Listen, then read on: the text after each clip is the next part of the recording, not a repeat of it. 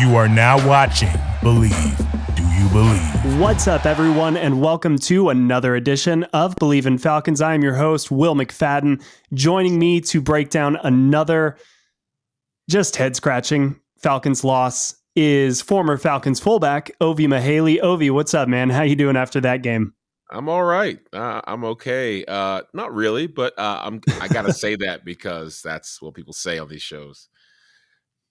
That is what people say on these shows. But you know what? We can keep it real. I think after these two games, we've shaken off the rust. At least we're in full mid-season form because the Falcons have a way of getting us right into full-fledged Falcons fan base mode sooner rather than later. So Ovie, give us a quick Ovie view of today's game. Really kind of a mirror of last week's game, but what did you see from this week 2 showdown with the Rams? We've gotten very quickly to the point where we can put two halves together and have a complete Falcons game. Take the first half of last game and the last half of this game, or at least the last quarter, and you got a pretty exciting Falcons team.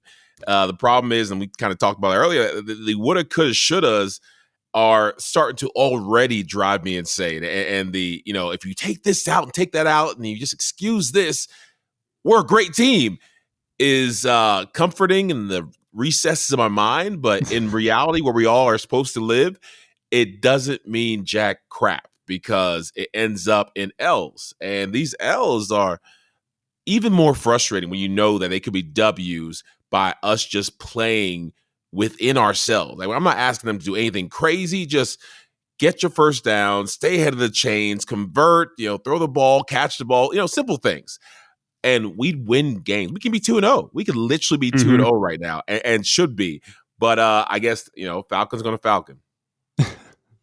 Yeah, and I like that you bring up last week because in my mind, it's impossible to talk about this game, view this game without thinking about the week 1 loss to New Orleans that very easily, to your point, should have been a win. So I want to stick right there and we're going to kind of get into that a little bit more. But first, let's take a real quick break. All right. So kind of my big thought in looking at week 1 and week 2, Ovie, if we had flipped the orders of these games, if the Falcons in week 1 played this game against the Rams and they looked just completely outmatched for 3 quarters before mounting that comeback kind of, with 5 or so minutes left in the third quarter from then on. And then they go into week 2 and they kind of dominate the Saints for 3 quarters and lose late. Do you think that we're sitting here saying, hey, the Falcons kind of have found something, now they just need to learn how to finish? Is that the conversation we'd be having? And why does this feel so different? We probably would be having a different conversation because we would have given them more benefit of the doubt. The 3 preseason games, the rust that every team has around the season, around the league, and saying, hey, it took them a while to start against the Rams. And it's the Rams, for God's sakes, we wouldn't have known the Rams Super Bowl champs. The game. Yeah, like defending Super Bowl champs for the Falcons to come back on them and to almost reverse the 28-3 curse. Yep. That it would have been astounding, amazing. It would have been great, and then have a great start against the Saints, and we would have just been saying that this team is something special.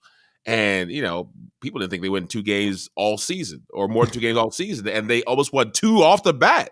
Like we got something here because no one's expecting us to go to the Super Bowl. No one's expecting us to go to the playoffs. And just the fact that we're showing we can win 2 games and within, a play or 2 away from having W's, that's kind of exciting to some Falcons fans. But for those of us like me and you who don't care about the moral victories and want to just win, it's disappointing to see, the Falcons falcon themselves.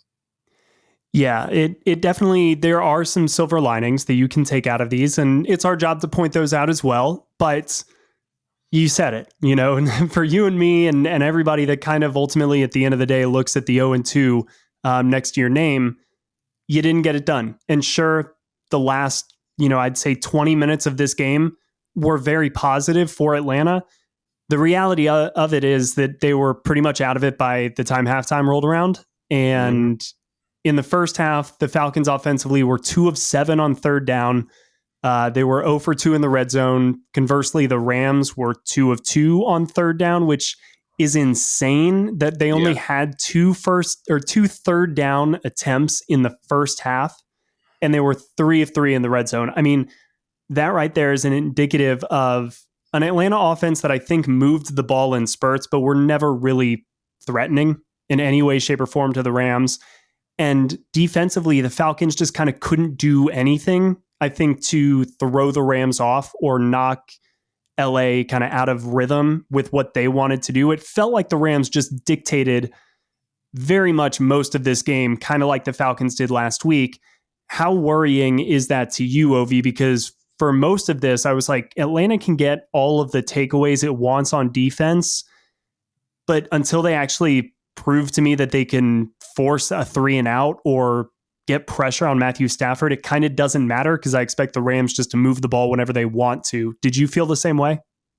I did, and it was kind of worrying to see some of our best players being put to the test. I know everyone's entitled to a bad day or 2 bad days, but you need them to bounce back, especially if it's your star player. AJ Terrell has been getting some flack on. Did I lose you? No, I'm here. All right, cool. Let's see. My thing is switching up on me. I can't see you anymore. I can still hear you. Where did you go? Oh, there you are. Sorry. All right. So we'll start from the top. Okay.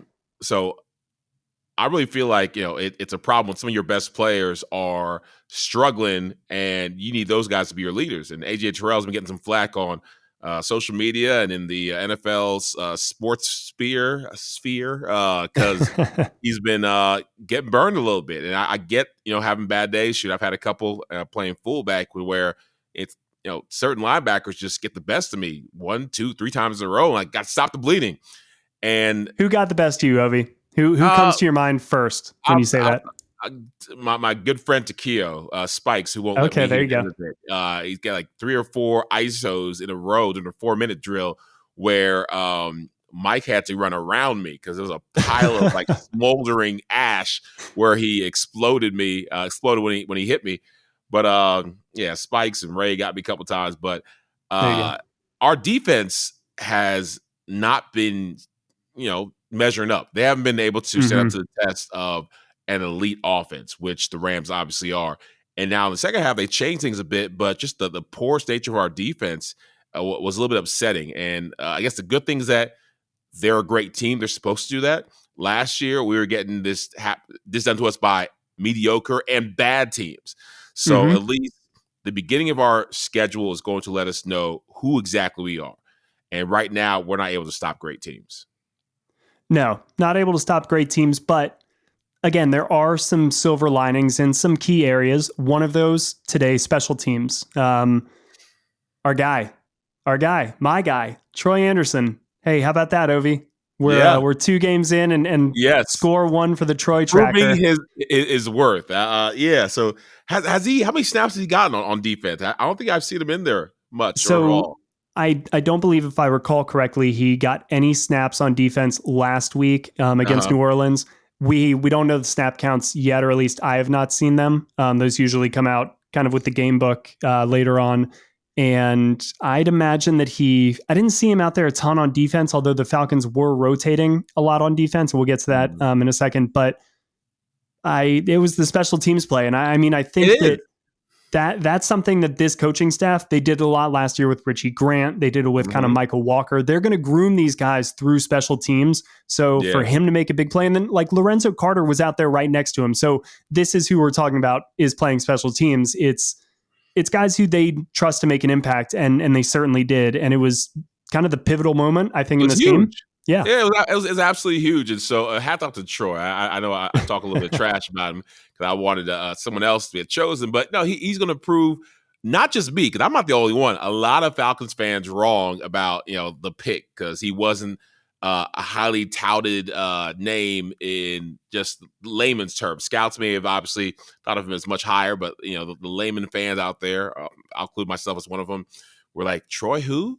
but special teams wins and loses games. I was a special teams captain with the Ravens for several years, and I was an alternate Pro Bowl special teams player. No one knows that, but I had a really good special teams career, and I understand how that can allow you, linebacker, running back, whoever, to get a chance to start. If you can prove that, hey, this guy has to be up, we got to make him our third running back. We got to put him in the rotation because he's pivotal on special teams. And Troy made a huge play, so hats off to him.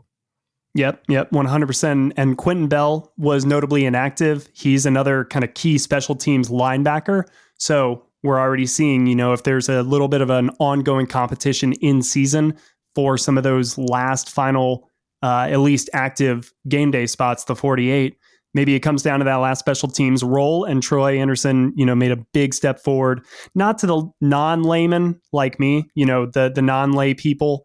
We always saw it all along. We're big fans of Troy Anderson, but Ovie, I'm glad you're finally catching up. Slowly. Let's talk about a couple other draft picks in this game. Start with Drake London. Let's start with the good.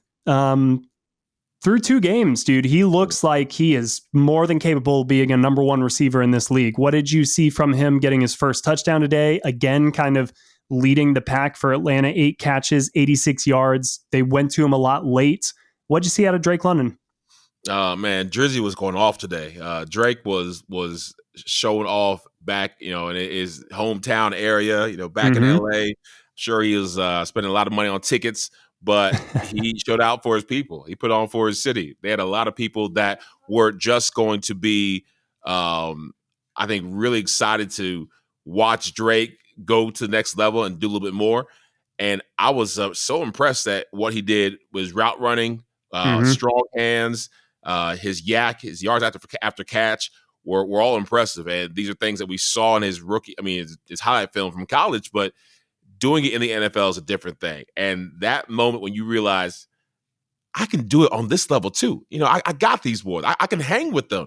Yep. It's so exciting, for any player that thinks he can, wishes he can, maybe he can. But then when he actually does it, he's like, all right, this is going to be fun. Yeah, and we forget, or I think it's very easy to overlook at times, he's a year removed from being in college. He's going up against Jalen Ramsey, who for most of his probably NFL awareness or when, you never know when people are fans of the NFL, but a lot of pros, maybe they didn't really start seriously watching until high school or something like that. Jalen Ramsey's been one of the top corners in the NFL, probably for most of Drake London's super conscious NFL watching life. And so then to go up against him today and, be the leading receiver for your team, that's kind of all part of it. It's not just that, hey, I'm in the NFL, I'm doing it. It's, oh, damn, that's Tom Brady on the other side, or, oh, that's Jalen Ramsey or there's Aaron Donald. Like these guys who we all talk about and are aware as some of the best at their position. These guys were all aware of it as well. And especially when you are brand new into the league, because that's when maybe you're most susceptible to that style of thinking. And after that, it's more of just, hey, I'm in the industry, right? Yeah. Like these guys are out here to do a job and some do it really well and some don't, but I've got my tricks and they've got theirs. But it's great to see that Drake London is kind of finding his stride and where he belongs. And it looks like it's atop this Falcons offense. Last thing on Drake London though, and Ovie, I just want to ask, at any point in your career, did you successfully hurdle a defender? I did actually. I have a picture. Let's go. Against the darn Tampa Bay Buccaneers, and they were wearing the creamsicle jersey. This is heck yeah. Part of my, I think, my little cherry on top for my Pro Bowl nod. I had to have something semi-flashy. You had to have like Noshawn Marino like meme, like that whole hurdle. Are you familiar with that? It wasn't the most acrobatic hurdle or athletic hurdle, but it was a hurdle nonetheless. So I put my hand, stiff-armed him, did a little hurdle, but he clipped the very back of my foot. And so I hurdled. So the picture looks pretty dope. But then I stumbled forward, but got the football in. So I did a stumble forward, got a little small dive. And this is when, I think it was, this game, Michael Turner was hurt. So it was me and my boy Jason Snelling. And we had to hold down the fort. And we needed a big touchdown. It was third down because, again, Michael Turner was out. I and Jason was like tired because he was running first team tailback. So I had to help him on third down. So I was supposed to be just a protection, last option. Roddy was, couldn't go to him, couldn't go to Julio. Who else but Ovie Mughelli? 5-yard flat turned into like a 23-yard touchdown with a hurdle. Yeah. So it was dope. Let's go. That's what I'm talking about, Ovie. Good stuff, man. Perhaps you can run into Kyle Pitts and transfer some of that juju over to him, because through 2 games, we have not yet gotten, certainly, and guys, I'm not lying. Like, we were out there, I was out there, training camp, preseason games, like the dude certainly has it. Through 2 games though, I where is it, Ovie? Oh my gosh. It is one of the mysteries of the year, or for Falcons fans. There are wanted signs going up for Kyle Pitts. There are, milk cartons with Kyle Pitts' face on it. People are sending out search parties and, saying, hold up a newspaper, show us your name, make sure he's all right. They don't know where he's at. They don't know if he's, if he's around. They don't know if he's okay.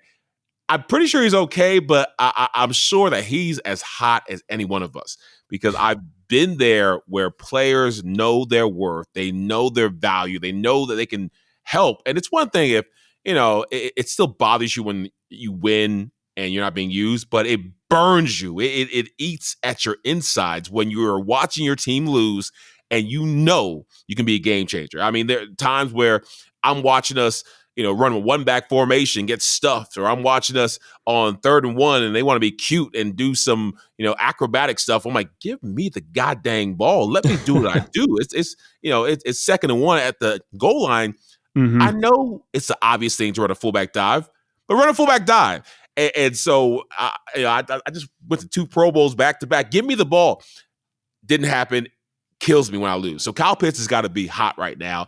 And the only reason I can think while he's not getting the ball or not even the ball, the attempts or the looks. They're not even only 3 targets today. Not drawing it up to him.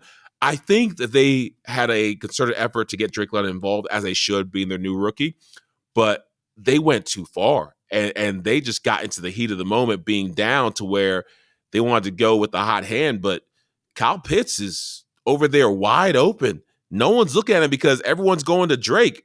So I don't know what's going on, but it needs to change right now. And if Kyle Pitts is who he thinks he is, he's having one of those personal conversations with the coaches and a heart-to-heart to understand what the heck is going on. Yeah, he was a tone setter all throughout camp. And, you want to reward those guys, right? Arthur Smith was asked about this after the game. I don't think it's a surprise, because a lot of coaches do this. It's a little bit of the avant-garde response nowadays to asking about somebody's stat line, but brought up fantasy football, said, look, it's not fantasy football out there. Kyle Pitts is very valuable in many different ways to this offense. And then he kind of, again, alluded to the fact that if the Rams were going to focus on taking Kyle Pitts away, it seems like the Falcons are just perfectly fine with letting that happen, because it will open up some of the other pieces. And I think they understand that they maybe can't go toe-to-toe our 4 best offensive weapons against, your 4 best cover guys. Maybe they're not that talented, but if they can take 1 or 2 of those pieces off the field for the defense because they're focused on Kyle Pitts, maybe they feel like that's a better way to even the odds offensively. But still, to your point, these guys all know who can play on this team and who can't. And if you see a coaching staff that is willing to take one of your best weapons and just sideline them for the sake of kind of taking away the other team's best pieces, then that doesn't really show that much confidence, I feel like, in that piece to win despite the odds, right? Kyle Pitts is brought here to be a difference maker, not go sit on the sidelines, because it also may take, away some of the key pieces for the Rams defense. I don't know. I just think at some point you gotta go with the guy that you brought here to potentially change the game at his position. I mean, the easy answer is that Julio Jones was double teamed. Did we still throw to him? Absolutely. Roddy White was double teamed. We still throw to him? Absolutely. Tony Gonzalez was triple teamed. We still throw to him? Absolutely. The great ones will find a way to get open. Kyle Pitts can be a great one, but you got to give him a chance to be great. Mm-hmm. It's that simple. Arthur Smith, give the man a chance to be great. Now, if he can't handle catching the ball in traffic. If he can't handle making the big play on third down when he's got two people on him, then fine. But give him the chance to fail. Don't assume, oh, you know what, we'll just go to Drake. That's cool until it's not. Until Kyle Pitts gets disgruntled. And not to treat people differently, but you kind of got it when you have superstars on a team. We've had great ones like Julio be less, even Matt, not the divas that you typically have on teams. And Kyle's the same way, real, soft-spoken, reserved type of individual. At least that's but how he's competitive. Yeah, very, very competitive. And don't let that fool you to think that he's okay with what's going on, because he's definitely not okay. You want to stay on the right side of your superstars. Yes. And when I should clarify, when I say that the Falcons are kind of okay taking him off the field, I guarantee the Falcons don't see it that way, because he has improved as a blocker. So I do think that they would say, hey, he's an asset to us in pass protection when they are running, limited routes. But I would also argue he's probably better out there running those routes. So we will continue to wait to see what they do with Kyle Pitts. But if you guys enjoy the show, please give Ovie and I a follow on Twitter. He is at Ovie Mughelli 34, and I am at Will McFadden on Twitter. So that's nice and simple. Ovie, I want to get back to the Falcons secondary. We kind of touched on it a little bit when talking about the defense. Obviously, the Falcons couldn't get a lot of pressure on Matthew Stafford, so that played a big role today. But Stafford started this game 13 of 13, and the Rams receivers seemed like they had all the space in the world. Arthur Smith afterwards said it was a little bit of a pick your poison thing, that he wanted to specifically, I think, limit their options downfield. Don't give up that big play, make them work their way down the field. But they did that, and they did that pretty much all afternoon. Any concerns with the secondary through two games so far? Yeah. It's just... Good answer. We don't look like the Legion of Boom that we all wanted this group to be, because we kind of exchanged the pieces, move things around, and we saw some really great things in the Saints game, and saw some good things at the end of this game. But everything in between was just a porous defense that looked like the Falcons defenses of old, where you can throw on us anytime, anywhere, any spot, any space, and guys were getting juked, and Cooper Kupp's breaking ankles and scoring touchdowns, and AJ Terrell is looking like not AJ Terrell. I just need for us to get our swagger back, because there's a certain moxie, there's a certain chutzpah or a way that the Falcons carry themselves, at least the defensive backs, that I've seen in games. I'm like, oh, those guys, they feel like they can stop anyone, anytime, anywhere. And they didn't look like they had that confidence. You saw a lot of pointing, you saw a lot of, frustration. You saw a lot of, my bads. And that's not what you want to see out of your defense, because things aren't going in the right direction when you get palms up and all the hand signals you don't want. Yeah, they looked in the first half, certainly against the Saints, like they were the aggressor, like they were, the big dogs on the field game. Today, certainly not so much. And I do think that some of it depends on just the style of play. Naturally, when you're playing zone a little bit more, I think it's kind of harder to be as aggressive as you would, say, playing press man. Like that kind of sets the tone for just how that matchup is going to go throughout the afternoon. But that being said, if the coaching staff felt like playing zone was the best way to at least force Matthew Stafford to play a long game, and that gave Atlanta the opportunities to get the interceptions and the turnovers, which they did, to their credit. I mean, I think the Falcons, their secondary did at least a good job of forcing turnovers.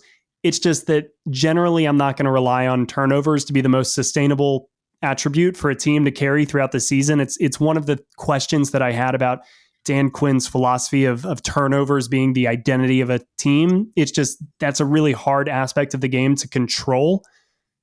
Everything else that I saw was much bigger concern. They were giving up easy completions in zone coverage, which was also an issue last week against New Orleans. So, I mean, if you're going to play zone, you aren't just supposed to give up everything. And then, the run game, the Rams were pretty much able to run it right down the Falcons' throats whenever they wanted to, and Atlanta didn't get as much pressure and certainly didn't get a sack this afternoon. So, I mean, again, some positive play from young guys like Darren Hall, but that Darren Hall forced fumble at the end of the game came on a completion that would have given, LA essentially the chance to run the clock out right there. So still some big questions for this secondary. AJ Terrell particular though, Ovie, do you chalk his 3 touchdowns, because he's given up 3 touchdowns now so far, kind of directly in coverage right there near the goal line. Are we chalking it up to, hey, it's Michael Thomas twice and it's Allen Robinson once, or is this a real concern because AJ Terrell is supposed to be the type of player who can match up with these guys one-on-one and then stop that from happening? Yeah, I mean, you don't want to give him exceptions, Michael Thomas, whoever, because he's a Pro Bowl player for a reason, because he's supposed to be able to go toe to toe with those guys and win. But even the best players, I've seen them all. Even whether Tony Gonzalez, Ray Lewis had bad games back to back, but that's it. Like, the rule is never have back to back bad games, because you can't be slumping back to back. Hey, fix it. Like, coach would talk to us. We talk to each other. Hey, we had a rough game. Clear it. Don't let it happen again. Don't make the same gosh dang mistake twice. Just get that out your system. It happened. It's a fluke. Cool. But when it keeps on happening, that's the problem. That's a big problem. And with AJ Terrell, it's 2 games in a row. You can't make it 3. You got to have a serious stoppage of the bleeding, because right now you're hemorrhaging, and the last thing you want is to have them sharks start circling, and people say, "Oh, do we see some weakness here? Is there a chink in the armor? Is there somebody who is not quite sure that he's that guy anymore? Let's go at him. Let's go at him some more. Let's not give him time to breathe or recover or to gather himself. Let's keep on pounding him until he realizes that you ain't AJ Terrell. You my female dog. Like, you don't want people to have that, because that's the mentality in the NFL. Like, if you see somebody, and especially forget AJ Terrell's, the regular DBs. Once somebody finds, and we used to do it in football, we would circle. Here's a weak link on special teams. Here's a weak link on their defense. This linebacker right now, that's a little boy. Ain't a grown man. That linebacker right there, Ovie, I expect you to make that little boy cry every single time you hit him. He walks around, talks big, but watch him. Watch him when he hits. He turns his shoulder. You can even see him closing his eyes. He doesn't want to hit. And you can see the people who've lost their confidence on film. Not that AJ is showing that on film, but the results show that he's slipping a little bit. He's regressing a little bit. And like I mentioned, it happens. He's just got to stop it before the league starts trying to pick at that scab and make it open back up. And that's some really interesting insight. It certainly makes me understand why I was never destined to play in the NFL. I don't know if you could have played a year or two if you wanted to. Yeah, I could have been I think the holder probably on a great holder though. So there you go. But I do want to specify, AJ Terrell was the leading tackler in today's game, and he did, I think, have some legitimately good plays in run defense, which has always been, an underrated aspect of his game. He is a really good tackler in the open field, as much as his form. I have questions about it, but it's working for him. Results. So we just, I guess, need to hope that the coverage side of things turns around, and trust that eventually will, because he is a great player, and I trust that things will kind of get corrected for him. A couple more before we get out of here, Ovie. I saw, and this is the least surprising thing ever. We saw it before the season even started, but calls already for Desmond Ridder to get the look for the Falcons kind of moving forward. Yeah. Marcus Mariota, 17 of 26, 196 yards, 2 touchdown passes, 2 interceptions. One, an overthrow Jalen Ramsey gets in the end zone, the other off Cordero Patterson's hand. You can kind of judge that however you want to, but just another kind of ho-hum day. I think what we're seeing, in at least my assessment of Marcus Mariota so far, great flashes, brilliant flashes of play, but on a drive-by-drive basis, the overall level of his play is probably not where it needs to be to win you games kind of just on the strength of your offense alone. Is that accurate? Extremely accurate. He's an above average quarterback when he wants to be. He's the average quarterback most of the time, but when he is on his game, he's an above average quarterback. He's definitely a quarterback we can win with, but everything else has to be perfect. We have to be doing what we're supposed to do on defense. We have to be blocking, we have to be, special teams running. He's not, and we know this, he's not Matt Ryan. He's not an elite quarterback, but he's, I think, somebody that we can get some W's with. We can't rely on Marcus Mariota to win us games. That's the painful truth of it all. We can't rely on him to win us games. And if this happens 2-3 more times, I'm with the fans. I'm with the crowd. Give us Ridder, give us Desmond Ridder. But right now, I don't think that it's 100% Marcus's fault that we've lost these games. So keep putting him in there. Let's see if we can fix everything else around him, and let's keep on, seeing what we got. I know that Ridder's the future. We all know that Ridder's the future, and we're gonna have to figure out what exactly he has sooner or later. We talked about this, but it's still a bit early. So I don't think you're gonna see Desmond unless Marcus just shits the bed and just fumbles, interceptions, and throwing up and throwing the ball away. If that happens next game, Ridder's trotting on in. But if Marcus can still be Marcus, because let's remember, we were killing the Saints, and he orchestrated one heck of a comeback, and we were within a play for 2 games. We could be 2-0 right now. Yep. So if we can fix a couple things, they're like, hey, we got a quarterback who ain't going to, prolifically, specifically lose us games. Let's see how long we can ride this out if we can fix everything else around him. I think that last part that you mentioned is exactly what the Falcons are thinking, because, Arthur Smith, again, pretty much alluded to it after the game, saying, hey, this is the second week in a row where we have had a chance to win the game on the last play. And that was kind of what we wanted to see from Atlanta coming into this season, right? Like, that's what we were asking to see. I think it's thrown at least me for a little bit of a loop that we're here already in the first 2 games. Like, we've checked that box. It's like, what do I want to see now? Like, where do I go? You've already checked off my very minimalist criteria for this season, but I do think that Marcus Mariota, because another key thing that Arthur Smith said is that it's a long season and they are trying to play a lot of their young guys. It's why we saw them rotate, I think, a lot on defense. It's, why they're kind of being, I think, creative with the inactives list and getting certain guys in games and not in games, things like that. Marcus Mariota gives the best kind of baseline for this coaching staff to evaluate the rest of the offense. And I think that cannot be discounted, because yes, we all want to see Desmond Ridder, but the coaching staff also wants to see Drake London. The coaching staff also wants to see Tyler Algier. They also want to see how Drew Dahlman does at center for at least a decent sample size, right? And then you can get Desmond Ridder in there once they feel comfortable that the rest of the stuff is running smoothly. But until we see that for Atlanta, I'm in full favor of seeing Marcus Mariota back out there, just because he is, again, bringing some competence at the most important position. We know Desmond Ridder can be the future. Let's just hold off on the future for like 5 more games, guys. Is that enough to ask? Like, can we get through 2 games before it's like already, again, to your point, Ovie, both of which could have been won.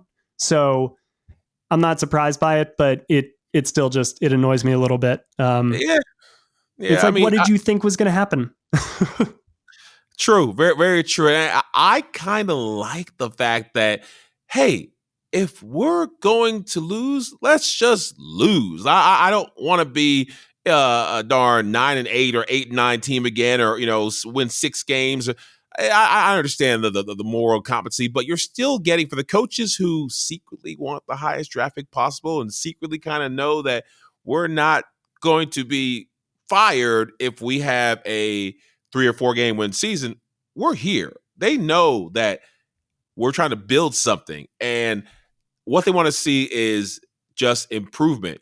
And through these 2 games, you can see improvement, but still get the L's, still dock those L's for that high draft pick. So either they start winning now and just go on a run, or let's keep up. And I know Falcons fans will skewer me for this, but and some probably won't. I want to get a high draft pick. I want to get those, big free agent splashes next year. I want to win games, go to the playoffs, and be one of those surprise dark horse teams for the Super Bowl next year. This year, I just want to lay the groundwork for next year. And if that includes us getting better but still getting the L, hey, I've seen other teams do much, much worse. So let's go. At some point, you and I are going to have a longer conversation about everything that you just said, because I firmly made up my mind on the no, don't tank. Like, I know it's not ideal. 8 and 9 year, man. I know. We're gonna get back into it at some point, because it's such an interesting and juicy topic about the players aren't going to tank. The coaches aren't going to tank. I know, but I'm just saying, if the outcome happens to be an L, but you still play hard, I hear you. That's a I'm win. right there with you. The L is a W for the fans who know that we're not going to any special party for winning 5 games versus 7 games, winning 4 games versus 8 games. You might feel a little better, but you can also feel better by individually watching your players do better every single game and show that they have what it takes to compete in this league. But, you can't tell them to hey, stop at the 1 yard line. We want an L. So you're going to wind up with some W's that you may or may not want. But that's another conversation. You're right. Right. And I completely agree with you on the growth and all of that. And sure, if it ultimately does lead to way more losses than it does wins, the Falcons do benefit in the draft from that. I'm just saying that we watched Kyle Pitts catch 2 passes for 19 yards. It's not like a top 5 pick guarantees prosperity moving forward. But Drake London disagrees with you. But that's true. That's true. We'll see. But again, we'll maybe save that for like the bye week or something. Before we get out of here, let's talk about next week's game really quickly, which may be the Falcons' best opportunity to date to get their first win of the season. They stay on the road. They're going to stay on the West Coast and just kind of stay on that timeline and kind of deal with the whole West Coast vibes for another week. But before they head out to Seattle, who got crushed today by San Francisco 20-7, I just wanted to get your thoughts, Ovie, on how difficult is it really to play in Seattle? Obviously, legendary kind of 12th man atmosphere. Is it that hard? And what do you think about the Falcons matchup and chances kind of a week out from this game? The chances are good. I know that I watched a lot of the game where Russell Wilson's homecoming, because I wanted to see if he'll get booed. He got booed. I wanted to see if he had something special for them, or if they had something special for him. And they were pretty. I guess his former team still had love for Russ, is what I saw after the game, before the game, during the game. No love for Russ. Those guys played hard, and I think they're not going to be an easy W at all. Like Geno Smith was on one. Like, he wanted to let people know that he's been slept on for a while, and he's ready to play. Now, granted, it didn't go the way they wanted today, but I think the Seattle Seahawks, and playing on that West Coast, playing in their stadium, is no easy feat, because the 12th man, even with Russ gone, they're a loud group. They're a loud bunch. They love their team. So it's going to be one heck of a game. It will. And again, this is kind of exactly why Marcus Mariota is probably the better quarterback to go into this situation than Desmond Ridder is. You do not want to drop Desmond Ridder into that stadium with that fan base, with that echo chamber for his first NFL game. I don't know what NFL game will be easy for him, but that's definitely not the one. This is absolutely insane. I'm looking at their kind of box score right now. Seattle's score against San Francisco 49ers. And again, they lost 27-7. They threw the ball 30 times in that game. Not surprising, just being as far behind as they were. But man, Rashad Penny only 6 carries for 15 yards. Kenny Walker, their rookie, 4 carries for 10 yards. Russ leaves. He goes to Denver. All of a sudden, they let Geno Smith start cooking. I mean, this is insane. Yep. Let Geno cook. Cook. Oh man, Geno Smith. I'm an underdog dude because I'm a fullback and blue collar, all that stuff. So I love seeing guys like Geno Smith finally get his chance to shine and then take advantage of it. Again, the game didn't go the way they wanted to, but Geno had a bright spot. beating the Broncos. Like they're like, all right, hey, let's cruise. Like, whatever happens. We beat Russ. Let them know we don't miss you. We all right. We're good. And so they're just like they coming off that high. So I don't know, man. I love Geno finally getting his, and look forward to him getting some more. Not against us, but he's always been a guy who's been passed up for other horrendous, average, mediocre quarterbacks that be like, oh, he's typical backup quarterback. Yeah, let's give him a shot. And no, not better than Geno, but now Geno's getting his chance to start, and he's proven something. So we'll see what he got. Hopefully the Falcons can not deal with his comeback fury. Well, if Pete Carroll and his staff were watching today's Falcons Rams game, then they'll probably let Geno cook a little bit more next week. But the Falcons will have a full week to prepare for that. That'll do it for today's show for Ovie and I. Today's podcast is presented by BetOnline. As always, please, guys, like, subscribe, let everybody know where they can find us, anywhere they get their podcasts. Again, follow Ovie on Twitter at Ovie Mughelli 34. Follow myself on Twitter at Will McFadden. Ovie, anything else you want to say before I let you go? No, I'm good, man. I'm enjoying this. I finally caught up with the last episode of Hard Knocks. I think I'm a week or two late, but it was solid, man. Hate it when they cut the guys, but I can't wait for the mid-season Hard Knocks. Is that the first time they're doing it? The mid-season Hard Knocks? So I know Amazon has done kind of their version of Hard Knocks for the past few years. But Hard Knocks hasn't done a mid-season. They either did one last year. It was either last year was their first year or this one is their, but it may be this one is their first year. Yeah, I'm curious to see how it goes. I know. I can't wait. Me and Bart. But yeah, no, I mean, seeing the Lions today, they look legit. Dan Campbell, I think everybody loves playing for a guy or seeing football players play for a guy like Dan Campbell because he just feels so throwback. He just kind of feels exactly like what, as a little kid, like what you would picture a football coach to be. So yeah, hats off to the Lions. Hopefully the Falcons kind of find themselves following a similar path. And I reserve every right to take back that statement if the Lions are 2-11 come week 14. So, but right now they looked really good, at least in week 2. That will do it for us today. I'm going to shut up now and I'm going to let you all get back on with your lives. Please keep an eye on the feed. Thursday morning, we will have another preview of the upcoming matchup in week 3 between the Falcons and Saints. But until then, everybody, take care.